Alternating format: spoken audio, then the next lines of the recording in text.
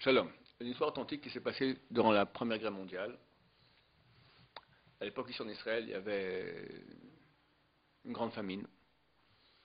Et un juif de la région ici avait réussi à mettre de côté, épargner 2 pièces d'or de Napoléon. À Napoléon, à l'époque, c'était vraiment une somme qui permettait de vivre pendant quelques mois. Et il les a cachés dans son coffre-fort, c'était quoi? Au-dessus de son armoire.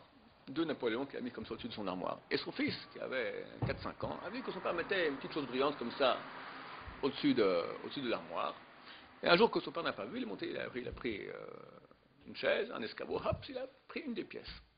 Et il part avec la pièce, s'acheter, il sait qu'avec ces petites pièces-là, on peut acheter des mastiques, des petits bonbons à l'épicerie, à l'épicerie du coin, et revient avec un petit paquet de bonbons. Son père voit, d'où t'as acheté ce paquet de bonbons? Comment t'as fait?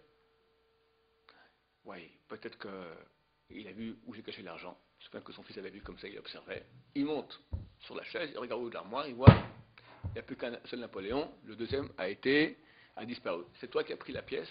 Le gosse acquiesce. Il dit oui, je regrette ce que j'ai fait, c'est moi qui ai pris la pièce. Bon, vite, il va chez l'épicier, il dit ok, c'est bien gentil, monsieur l'épicier, un Napoléon, un paquet de bonbons, où est la monnaie? Comment la monnaie? Ton fils est venu, il m'a acheté un paquet de bonbons, mais il l'a acheté maintenant pour 2 sous. Pas un Napoléon, tu vois, complètement un Napoléon, un paquet de bonbons. D'abord, j'aurais jamais donné avec un gosse avec un Napoléon, je serais allé te voir tout de suite, j'aurais compris que c'était un truc qui cloche. Le père dit, écoute, me raconte pas des histoires. J'avais 2 Napoléons. Mon fils reconnaît maintenant qu'il a pris un Napoléon, qu'il a acheté des bonbons. Donc tu me rends le Napoléon avant que je m'énerve. J'ai dit, mais je regrette et je n'ai pas reçu de Napoléon. J'ai reçu 2 sous pour le paquet de bonbons, c'est tout. Le dieu se met à hurler, l'autre se met à hurler, deux hurlent. Bon, ils font un din Torah. Din Torah. Din Torah, la personne accuse l'épicier comme quoi il lui a piqué un Napoléon. L'épicier dénigre. Le tribunal demande à la personne est-ce que tu as des preuves comme quoi il t'a piqué ce Napoléon? Il dit oui, mon fils a pris Napoléon, il reconnaît. Et effectivement, lui aussi reconnaît l'épicier qu'il a acheté, que mon fils lui a acheté un paquet de bonbons. Donc j'en déduis qu'il a, lui, pris le Napoléon. L'épicier dit c'est vrai que j'ai vendu un paquet de bonbons, mais pour 2 sous, pas pour un Napoléon. Bon, vu qu'on n'a pas de preuves vraiment tangibles comme quoi l'épicier a piqué le Napoléon, donc le Beddin dit ok, on peut rien faire, désolé, le Napoléon reste disparu et l'épicier est innocenté. Innocenté, mais dans la ville, la rumeur commence à courir comme quoi l'épicier a fait un sale tour. Pour personne, ce tzaddik qui a difficilement épargné durant des années, il avait 2 Napoléons, comme ça moitié de sa fortune est partie. Alors, pour un paquet de bonbons, c'est vraiment, il a profité de l'innocence de l'enfant pour prendre le Napoléon.